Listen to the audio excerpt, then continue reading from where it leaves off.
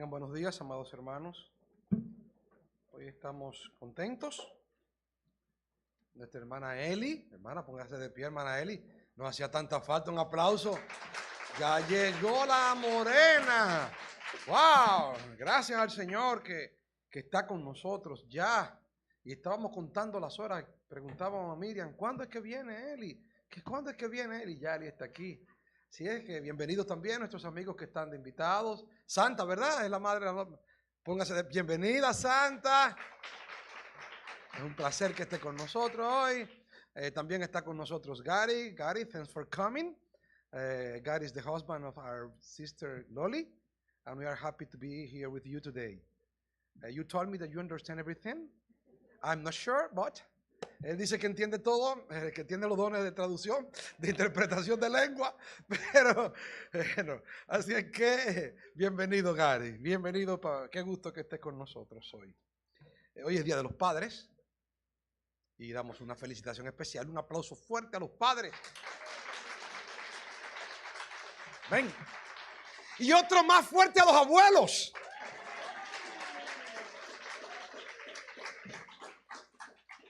Y está con nosotros Natalia. Un aplauso. Todo está bien, mi hija preciosa. Cuánto gozo estar en la casa del Señor. Qué bueno estar aquí, gozándonos con nuestros hermanos en Cristo. Vamos a orar, hermanos, y tenemos motivos para estar alegres, pero también motivos para estar muy tristes, muy tristes, muy tristes.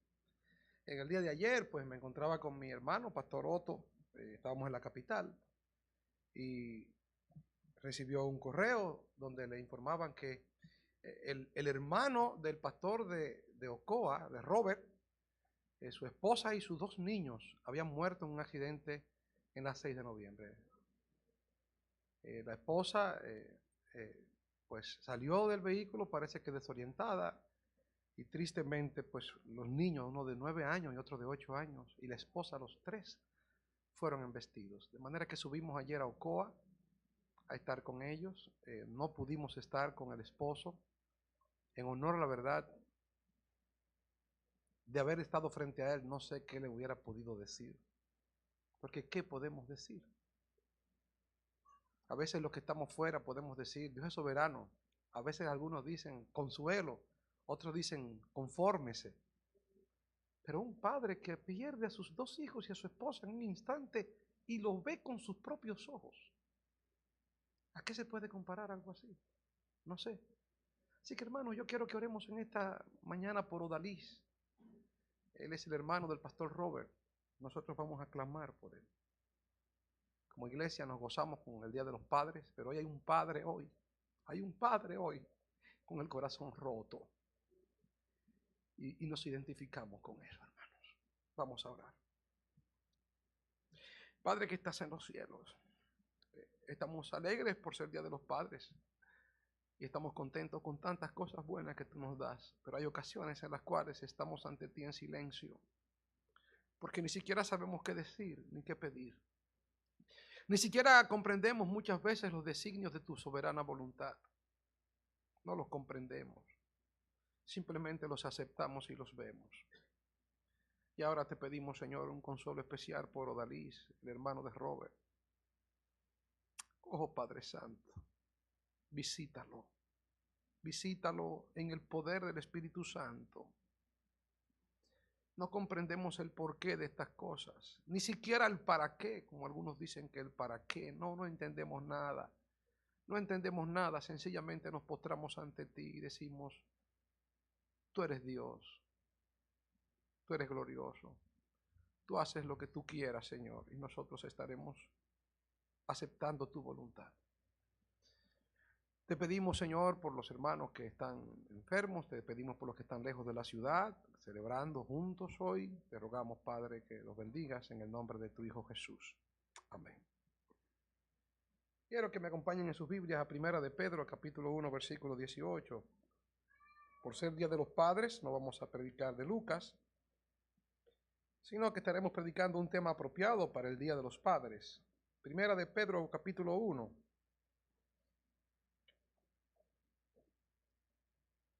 Desde el 17, dice,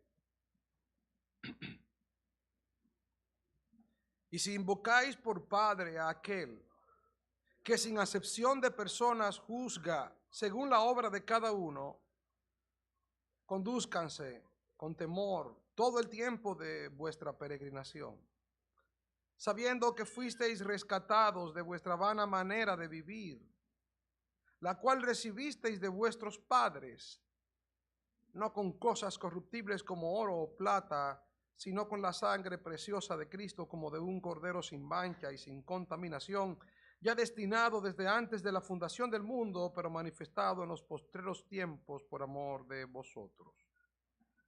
Yo no estaré predicando de manera sistemática de este texto, sino que simplemente me voy a enfocar en el aspecto que este texto nos presenta, cuando nos dice en versículo 18, sabiendo que fueron rescatados de vuestra vana manera de vivir, la cual recibisteis de vuestros padres. Lo que recibimos de nuestros padres.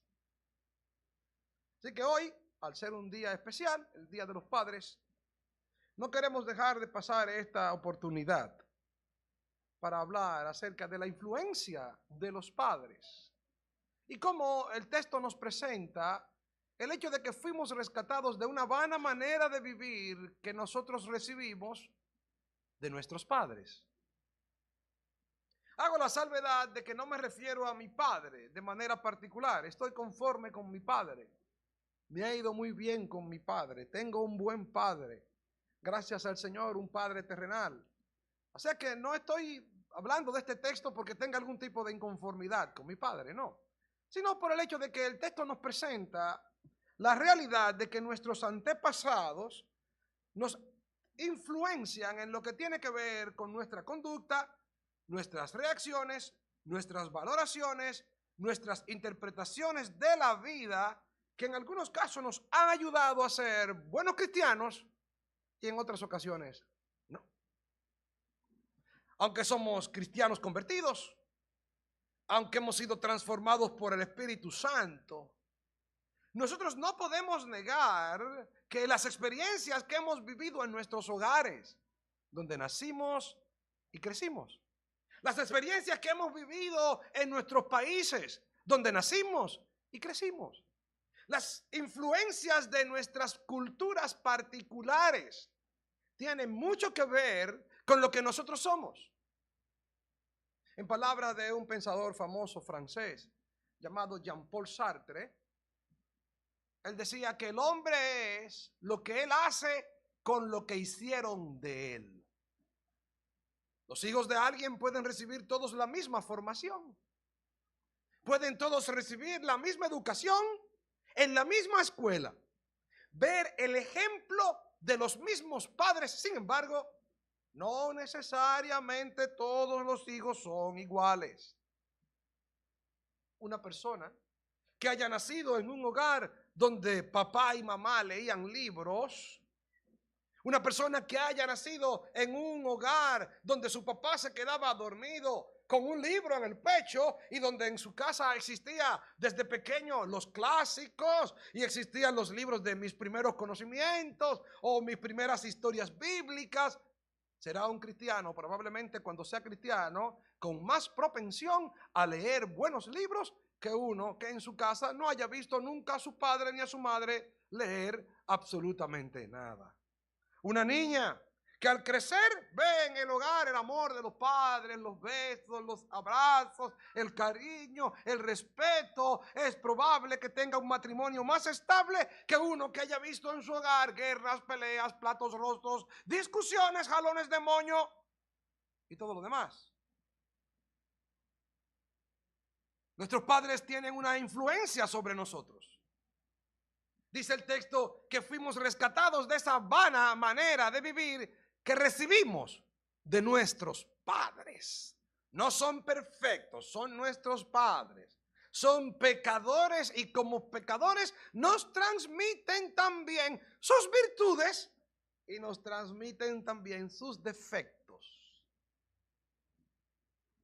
¿Cuál sería el alcance de esa vana manera de vivir que se recibe en el hogar, en la historia, en las experiencias. ¿Qué puede abarcar la espiritualidad, el materialismo? ¿Hasta qué punto alguien puede ser una persona confiada o puede ser una persona dudosa en el mundo? Dependiendo del hogar en el cual se haya criado y dependiendo de la cultura en la cual se desempeñó. La cultura en el hogar, la cultura hogareña es sumamente poderosa en la conducta.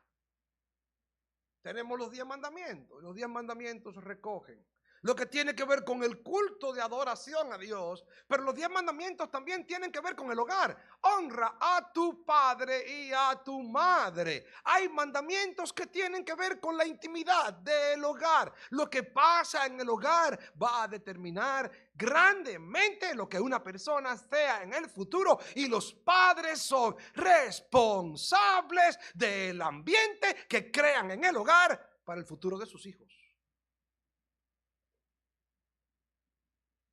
Así que dependiendo de esa formación y de lo que hayamos recibido y de lo que nosotros hayamos experimentado, terminaremos siendo lo que nosotros somos.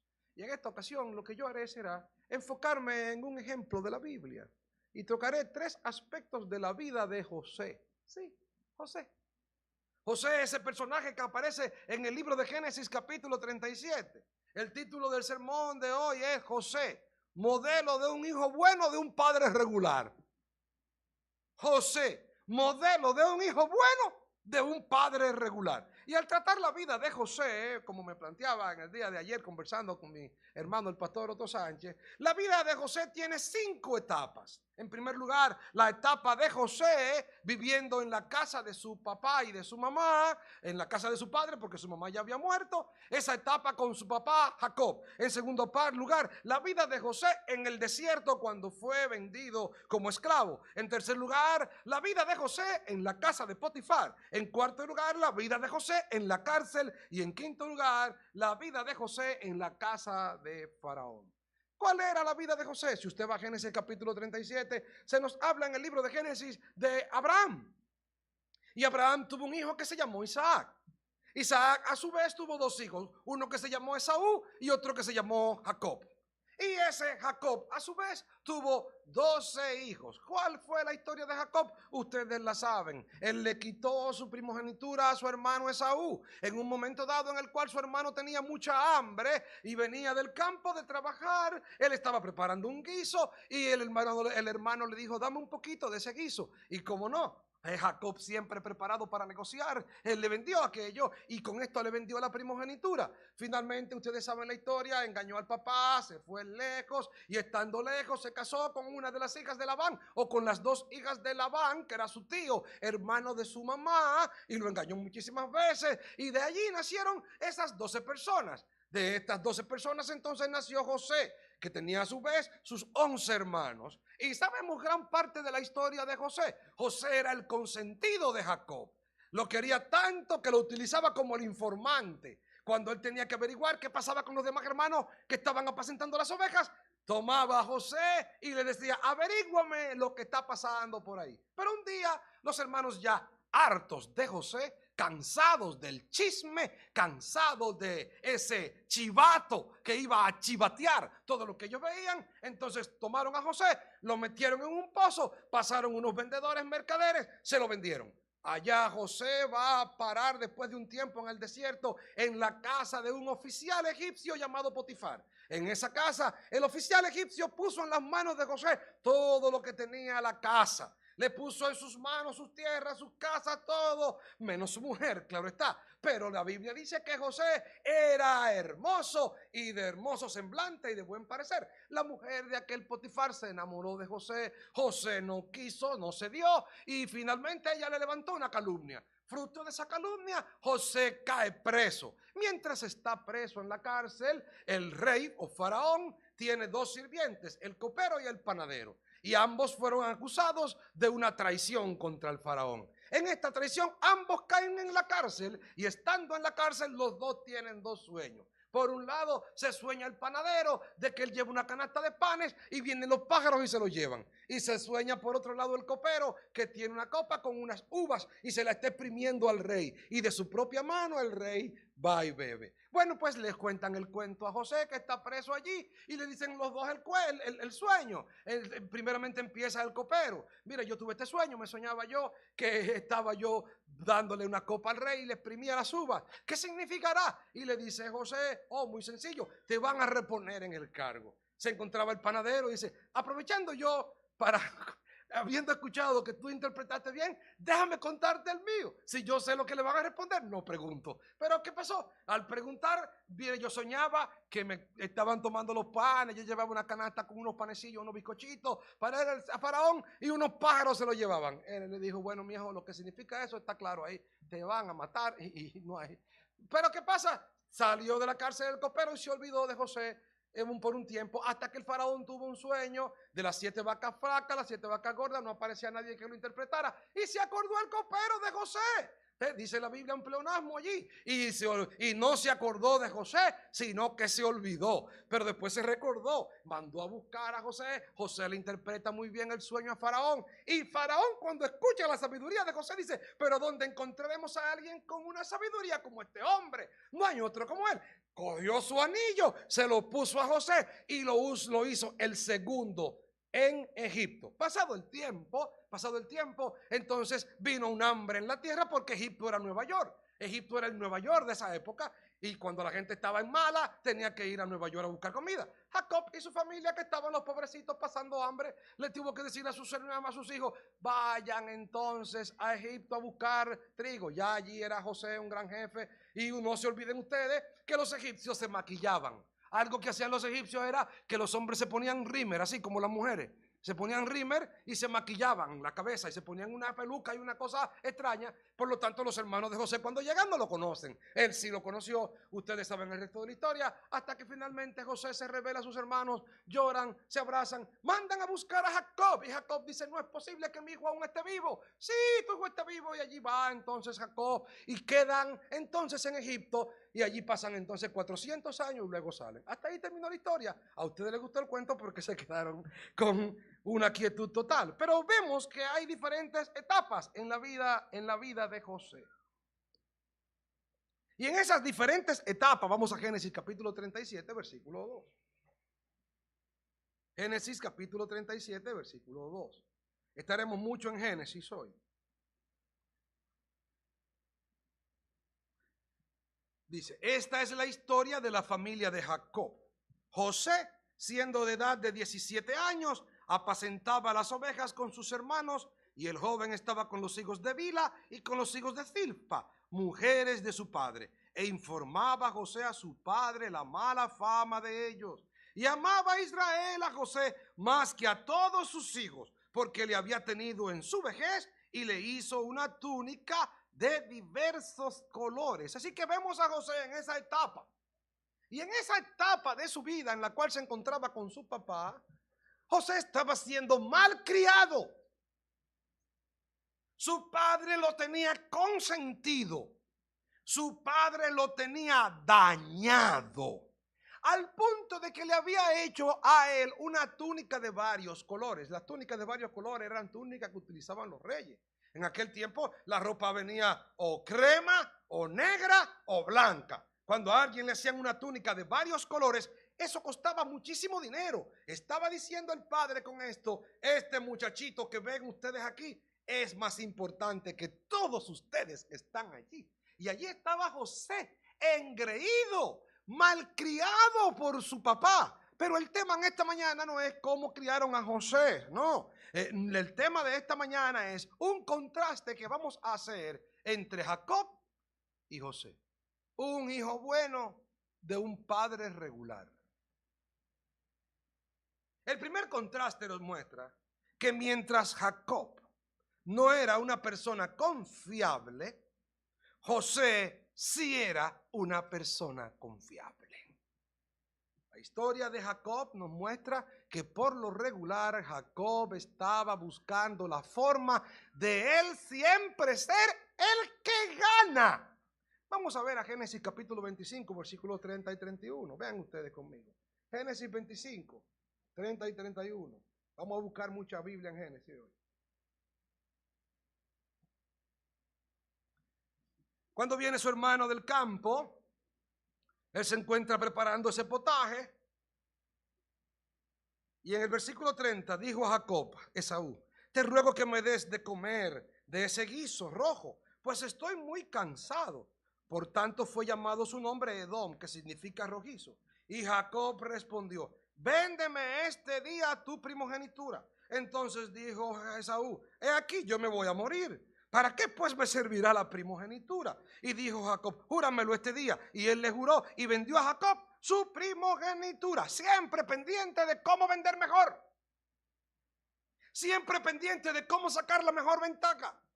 Allí esperando el momento de cómo estafar a otro. Esperando el momento de la debilidad de su hermano para sacar la mayor ventaja que él se podía sacar. En Génesis capítulo 27, versículo 6, lo encontramos también con la intención de engañar. Vean ustedes conmigo.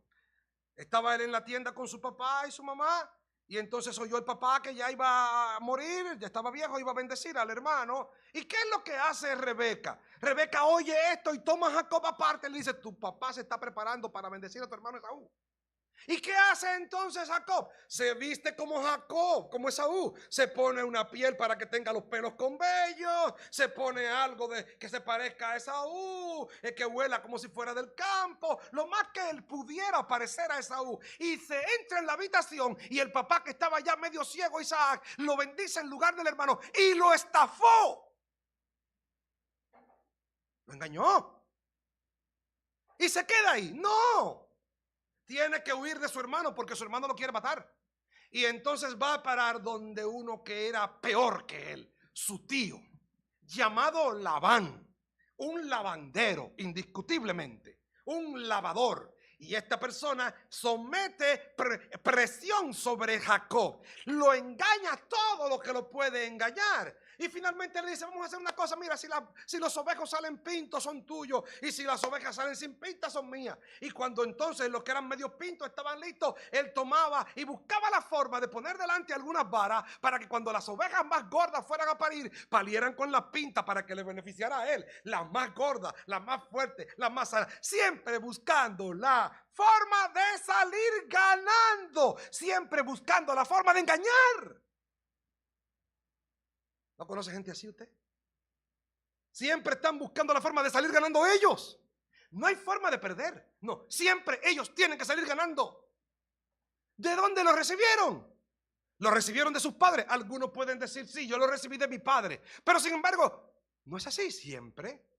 No vemos ese caso en Isaac. Isaac era un hombre que no peleaba, el padre de Jacob no peleaba. En una ocasión estaban discutiendo por unos pozos y lo que hacía Isaac era que se mudaba a otro pozo. Él no discutía ni peleaba con nadie. Fue un hombre que se casó con casi 40 años de edad, ya era un viejo, un individuo tranquilo. No había un hombre manso como él en la tierra, pero Jacob peleó hasta con Dios. Gente que no coge en cabeza. ¿Y qué vemos en el caso de José? José no era así. Vemos que su padre, aunque lo puso de chivato, confiaba en todo lo que él le decía porque era confiable. Vamos a Génesis capítulo 39, versículo 3. Génesis 39, 3.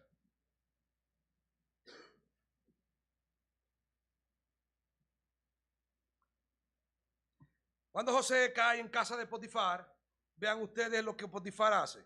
Y vio su amo que Jehová estaba con él y que todo lo que él hacía, Jehová lo hacía prosperar en su mano. Así oyó José gracia en sus ojos y le servía. Y él le hizo mayordomo de su casa y le entregó en su poder todo lo que tenía. Que hubieran hecho eso con Jacob.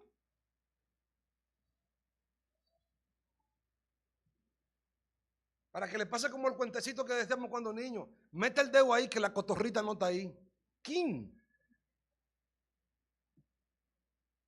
No era así, José. Pero después José cae preso. Y en Génesis 39, vean ustedes, el versículo, capítulo 39, versículos 22 y 23, cae preso. Ahora vean aquí.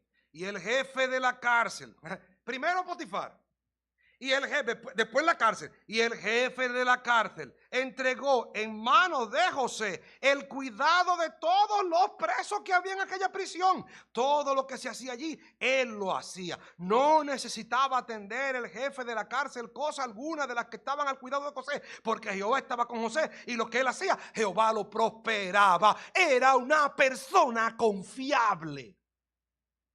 Y no solamente era una persona confiable, era una persona diligente. Vamos a Génesis capítulo 41, versículo 38. Cuando lo descubre, 45, 46, perdón. Génesis 45, 46. Perdón, me equivoqué. Sí, hay un error ahí. El asunto es que cuando lo descubre Faraón, lo que hace Faraón es que le entrega todo a él también. Si lo descubre Potifar, le entrega todo a él. Si lo descubre el carcelero, le entrega todo a él. Si lo descubre el Faraón, le entrega todo a él. ¿Por qué? Porque era una persona confiable. Hay gente que en el mundo vive acusando a sus padres.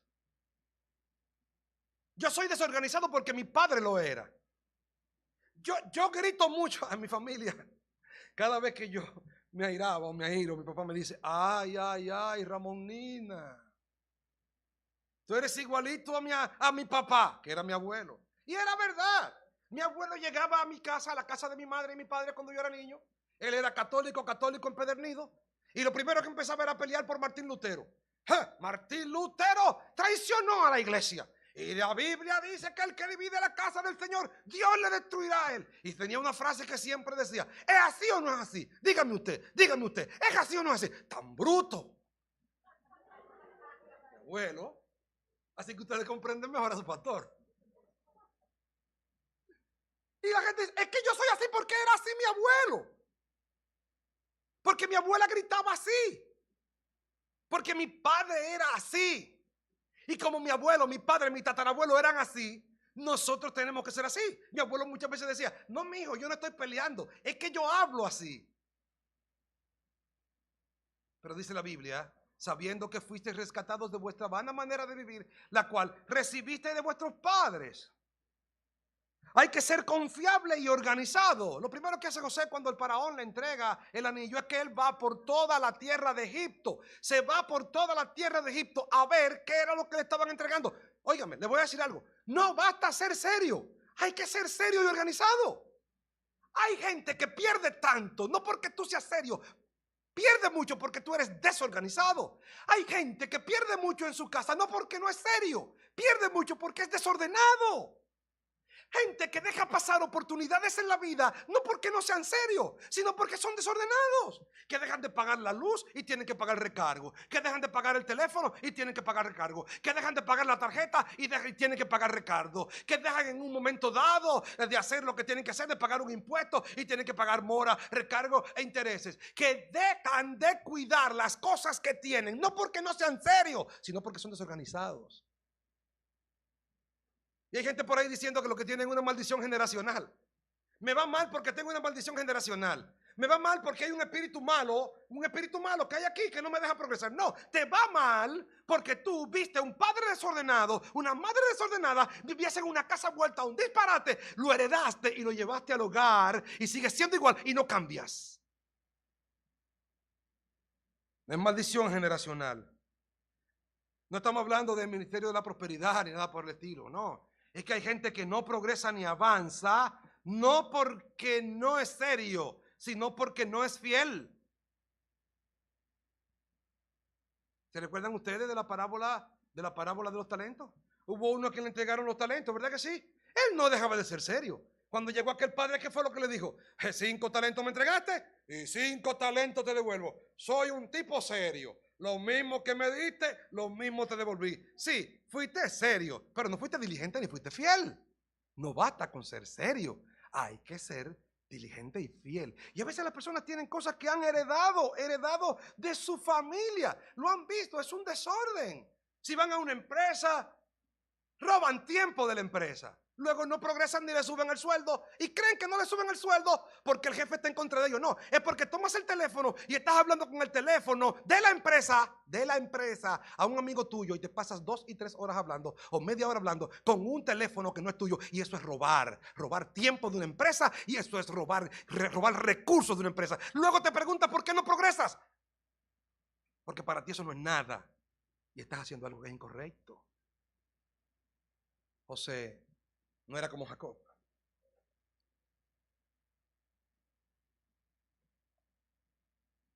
A veces la costumbre que hemos recibido, la repetimos y la repetimos y la repetimos. Hace muchos años escuché a un pastor amigo que presentaba el hecho de que en una ocasión una señora ve que su tía, para preparar el filete, le cortaba los 2 puntas del filete, 2 pedazos al filete, y lo botaba. Y ella le pregunta: mamá, ¿por qué tú le cortas los 2 extremos al filete y lo botas? Dice ella: mira, yo no sé. Déjame preguntarle a la tía Elupina. Tía Elupina, ¿por qué nosotras, todas las mujeres de la familia, cuando hacemos un filete, le cortamos las 2 puntas y la botamos? Oye, yo no sé, déjame preguntarle a mi mamá. A la abuela. Abuela, una pregunta. ¿Por qué tú y tus hermanas, cuando hacen un filete, le cortan los 2 extremos y lo botan? Ella le dice: no, es que mi abuela tenía un sartén chiquitico y como no cabía, le cortaba los 2 extremos y se lo botaba. Pero la gente hace lo mismo. Heredan eso de los padres, heredan eso de los abuelos, lo vieron, lo copiaron y nunca se han preguntado: ¿y esto que yo hago, está bien o está mal? ¿Por qué Superman se pone los calzoncillos por fuera? Nunca. Superman siempre es así. Pero tú nunca te has preguntado: ¿por qué? ¿Por qué? ¿Por qué tengo que aceptar las cosas como me las enseñaron en casa desde chiquito? Y hay costumbres que has traído de tu hogar que no necesariamente las copiaste de tu padre, las viste de tu padre y sean buenas. En nuestra ciudad y en nuestro país, ¿qué vemos nosotros? Los hombres a los 16, 17, 18 años bebiendo alcohol. ¿Qué hacen los padres cuando cumplen 15 años? Le dan a su hijo un humo bien grande para que el hijo se estrene bebiendo. ¿Y creen ustedes que esa costumbre está bien? Y algunos dicen: no, pero es que mi papá era así. Otros vieron que su papá tenían 1, 2, 3, 4, 5 mujeres. Y dicen: no, es que yo tengo que ser como mi papá. Mi papá era un macho men. Y como macho men, yo tengo que ser igual que él. No, no, no. Si tú eres cristiano, tú no puedes ser sino un hombre de una sola mujer. Pero lo copiaste. Algunos copiaron que el papá se levantaba por la mañana a las 9 y si ya tenía 500 pesos decía: yo no voy a trabajar hoy. ¿Saben qué? Tengo 500 pesos en el bolsillo hoy y está lloviendo. Yo me voy a devolver y me voy a acostar. Lo viste de papá y lo aprendiste. La impuntualidad la viste de papá. ¿Qué hora es? Son las 8. Pero ¿y a qué hora es la cita? A las 9. Pero ¿a qué hora tú vas a salir de aquí? A las 9 menos, a las 10 menos 15, a las 9 menos 15. Y en 15 minutos tú llegas. No, yo llego como a las 9:30. ¿Y por qué? Porque los dominicanos son muy impuntuales. ¿Qué es eso? Voy para la iglesia. ¿A qué hora es el culto? A las 11. Pero salimos a las 11:10. ¿Oye, por qué? No porque somos dominicanos. No, somos cristianos. Y como cristianos tenemos que cambiar aquellas cosas de las cuales el Señor nos rescató. Y somos personas distintas a lo que éramos antes. En segundo lugar, mientras Jacob era polígamo, José era un hombre de una sola mujer. Vemos el caso de Jacob. Es verdad que era un asunto cultural, no fue culpa de él. Cuando él fue allí a la casa de Labán y él trabajó 7 años para que a Labán le diera a Raquel por esposa, el día de la boda de noche, en aquel tiempo parece que las mujeres le ponían una cosa que no se le veía la cara y le metió en la habitación a la hija que no le gustaba mucho a Jacob. Cuando Jacob se despierta, me imagino que bebió mucho aquella noche, que no se dio cuenta, se despertó y la que estaba era la hermana. Entonces tuvo que trabajar 7 años más para que le dieran a las 2. Por lo tanto, él salió de esa casa con 2 mujeres. Y después que esas mujeres murieron y no pudieron dar más hijos, y algunas no murieron o no podían dar más hijos, entonces buscaron a las sirvientas de ella para que entonces eran entonces 4. Oh. Ese no es el caso de José. José, por su lado, vamos a Génesis 39:6. Génesis 39:6.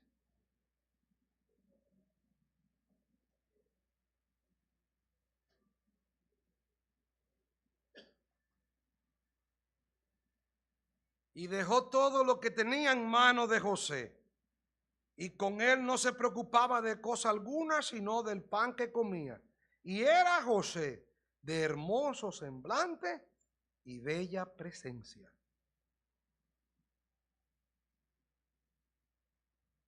¿Podía José darse en aquel tiempo todas las mujeres que se hubiera querido dar? Creo que sí. Tenía 2 cualidades que en el mundo de la sexología es mercancía de alto precio. Dice aquí, que José era de hermoso semblante. De cara, él era buen mozo. Pastor, que es cultural, sí es cultural. Que la belleza es cultural, sí, yo lo sé. Y que un feo aquí es bonito aquí y un lindo aquí es feo allá, sí. Pero él era bonito allá. Con la característica de la gente de por allá. Para lo que para ellos era, él lo era. Pero hay gente que es bonita en su cultura. Pero él no solamente era bonito, dice, de hermoso semblante y de bella presencia. ¿Ustedes han visto la diferencia? No solamente que es una persona con una gracia física, no. Que cuando llegaba a un sitio, la gente decía, wow, ¿qué tipo?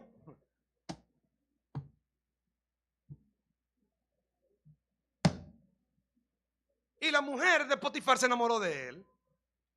Y él pudo haber dicho, oye, tremenda oportunidad. Eso no fue lo que hizo José.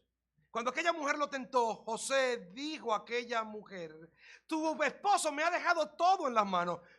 ¿Cómo? Solamente me ha dicho que tú no eres lo que me pertenece. ¿Cómo yo haría este gran mal y pecaría contra Dios? ¿Sabe cuál era el freno que tenía José? Que Dios lo veía todo. Que era un pecado contra Dios.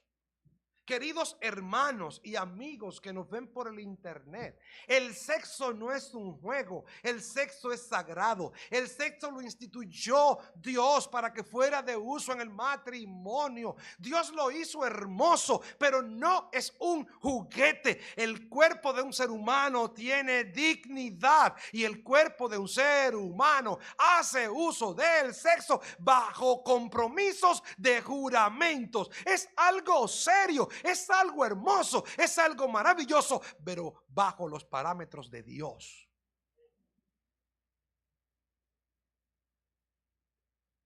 Nuestra cultura no respeta eso. La gente valora que ella está buena, que él está bueno, que él es un papi y que ella es una mami. Y las personas están tan pendientes de esto, porque cada vez que son más mami y más papi, y los hombres están tan pendientes de su cuadrito y de su mollero. Y van a los gimnasios. No tengo nada en contra de eso. Si usted va a su gimnasio, vaya mucho. Pero no se mire mucho en el espejo. Cuidado. Y se miran de lado. Y se ven los tríceps. Y los bíceps. Y se sacan las cejas. Y se pintan las uñas. Y se pintan los labios. Y se hacen un papazo. Y bueno, yo no sé, sinceramente. Yo no sé, no sé si decirle. Bueno, algunos son cristianos, van a la iglesia, todo lo demás. No sé qué decir, mi querido hermano.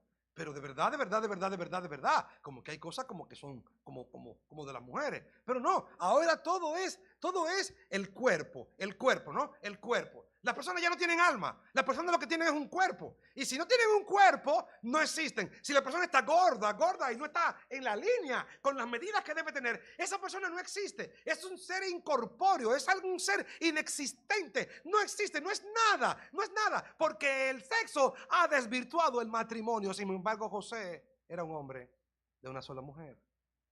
Tenía sus 2 hijos, Efraín y Manasés. Tenía su esposa, la hija del sacerdote de On. Él tenía una familia estable. No era un hombre que estaba brincando. Y hay personas que piensan, que creen que ¿por qué les va mal en la vida? Les va mal en la vida porque tienen y han tenido un desorden. El que tiene un desorden no termina con nadie, termina solo. Ah, pero él tuvo 20 mujeres. ¿Y con cuál está al final? Con ninguna. ¿Por qué? Porque no hubo compromiso con nadie. Hermano, eso es serio. Esto es para cuando 2 gente que estén viejas se cuiden. Para eso es el compromiso matrimonial. Para eso es el pacto matrimonial. Cuando ella está jovencita, como está Sonia todavía, a los 55, que está, gracias al Señor, como los Mercedes-Benz, el 450 de la Mercedes-Benz de gasoil, diésel, que todavía se mantienen con el aceite de fábrica. Gloria al Señor, que tuvo compasión de su pastor.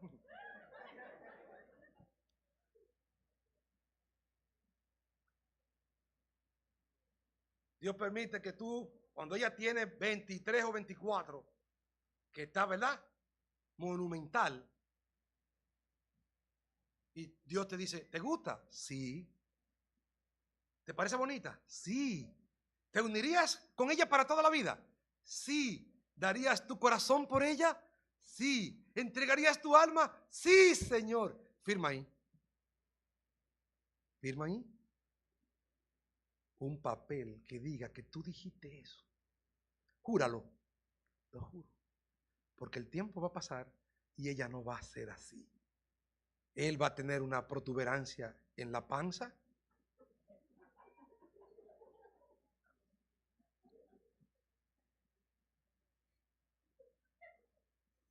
El pelo que antes le chorreaba de lado, ha caído de lado.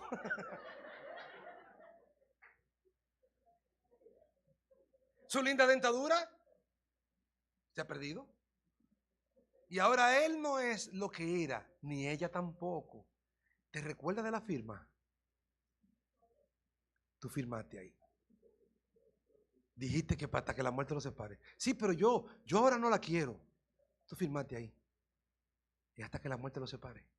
Así es que, papá, te preocupes que el amor vuelve. El amor se va y el amor viene. Es que no me gusta. Te va a gustar. Te va a gustar. Mientras Jacob era un polígamo, que no tenía por qué serlo porque su papá era un monógamo. Isaac era un hombre de una sola mujer. Él no tenía por qué serlo. Pero José no lo era. Y tú dirás, pero ven acá, pero José ¿con quién se crió? ¿Quién sabe? A los 17 años lo vendieron y anduvo por ahí. Se crió con beduinos en el desierto. Se crió con malvados, vendedores y compradores de esclavos. Se crió con unos tigres en la cárcel. Pero la gracia de Dios estaba con él. Es la diferencia. Su temor de Dios. En tercer y último lugar, mientras Jacob vivía pensando en el pasado, José vivía pensando en el presente y no veía el pasado con amargura. Oye. Mientras Jacob vivía pensando en el pasado, vean ustedes cómo veía Jacob el pasado. Vamos a Génesis 47, 8 al 9. Génesis 47, 8 al 9.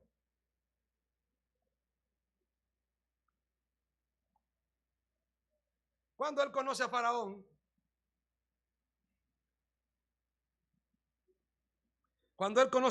dice, y dijo Faraón a Jacob, ¿cuántos son los días de los años de tu vida? Y Jacob respondió a Faraón, los días de los años de mi peregrinación son 130 años. Pocos y malos. 130 poco. y malos. Pocos y malos. Un viejo con 130 años. ¿Cuántos años tú tienes? Muy pocos. ¿Y cómo te ha ido? Me ha ido mal. Te ha ido mal. 12 hijos y los 12 estaban vivos. A diferencia de José, que era huérfano de niño, él se crió con su mamá en una tienda y toda la comida mejor era para él, que le había ido mal.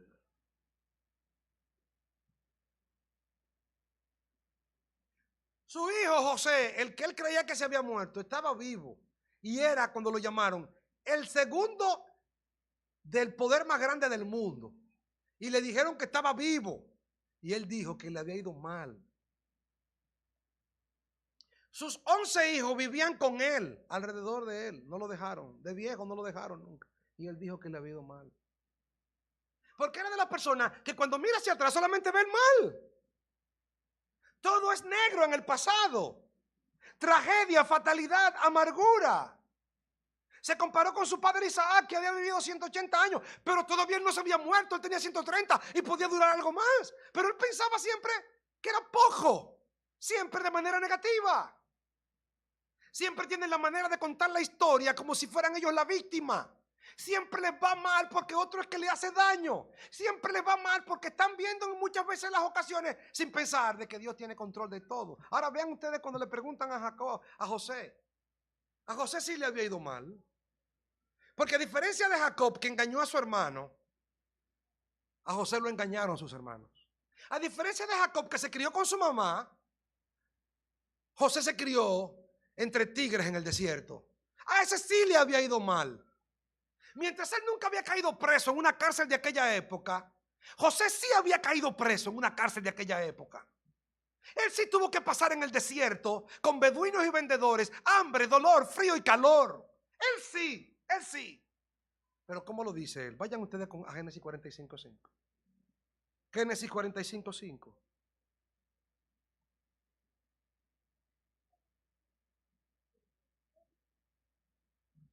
Sus hermanos lo vendieron y cuando él los encuentran, hoy vean lo que dice.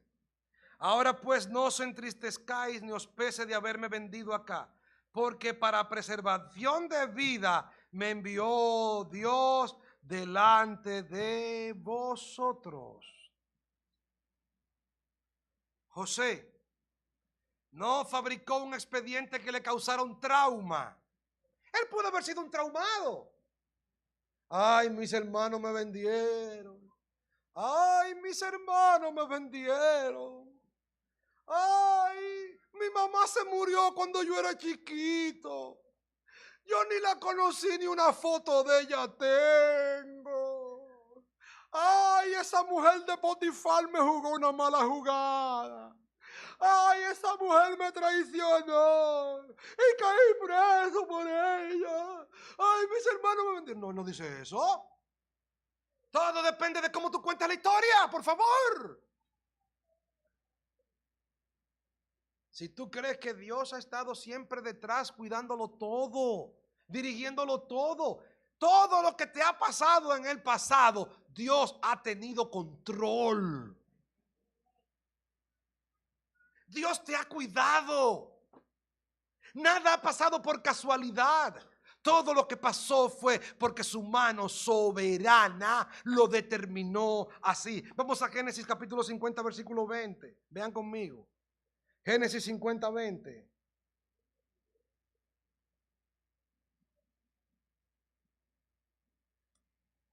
Vosotros pensasteis mal contra mí, mas Dios lo encaminó a bien. Dios, ¿cuál es la diferencia? Que Dios tiene control. Mi hermano, no hay traumas del pasado. Todo lo que las personas, el daño que no hayan hecho en el pasado, todo lo que las personas no hayan infringido en el pasado, Dios siempre tuvo control de ello. Con ellos Dios nos formó. Ninguno de los que estamos aquí, todos tenemos alguna historia con heridas en el alma. Todos. Todos, sin excepción, tenemos heridas en el alma. Pero si creemos que nuestro Dios siempre estuvo allí y que Dios siempre lo encaminó a bien, aún por el pasado le daremos la gloria a Dios. ¿Cómo ves el pasado? Es pasado. José estaba allí como egipcio, parecía un egipcio, vivía como egipcio, hablaba como egipcio, comía como egipcio. El pasado quedó atrás. Lo que tenemos por delante es lo que Dios nos concede vivir, y lo vamos a vivir para su gloria y para su honra. A Él nunca se le escapó nada de la mano. Fuimos rescatados de nuestra vana manera de vivir que recibimos de nuestros padres. Sí, sí. Hay historias. Todos tenemos una historia. Todos tenemos una historia. Lo importante no es lo que nos pasó. Lo importante es lo que nos pasará. Y el tiempo que tenemos por delante, que lo usemos para la gloria y la honra de nuestro Dios. El pasado fue. Si aprendiste de tu padre lo que aprendiste, recuérdate que Cristo te rescató de esas vanas maneras de vivir. Derramó su sangre para que tú tengas ahora una vida nueva y plena en Él. Que Dios te bendiga. Amén. Padre que estás en los cielos, gracias por tu palabra. Gracias porque tú nos sanas las heridas del alma.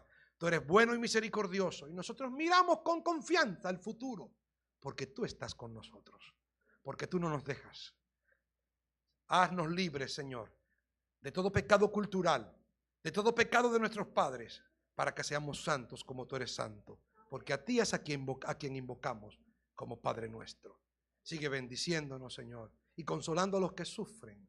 Volvemos a poner delante de ti a Odalis en Ocoa. Oh Señor, que la llama de la oración no cese delante de ti todo el tiempo, de tu pueblo por él. Ayuda a este hombre, Señor, ayúdalo y sosténlo. En el nombre de Jesús. Amén. Que Dios les bendiga. Felicidades a los padres. Pónganse de pie y denos un abrazo. ¿Sí?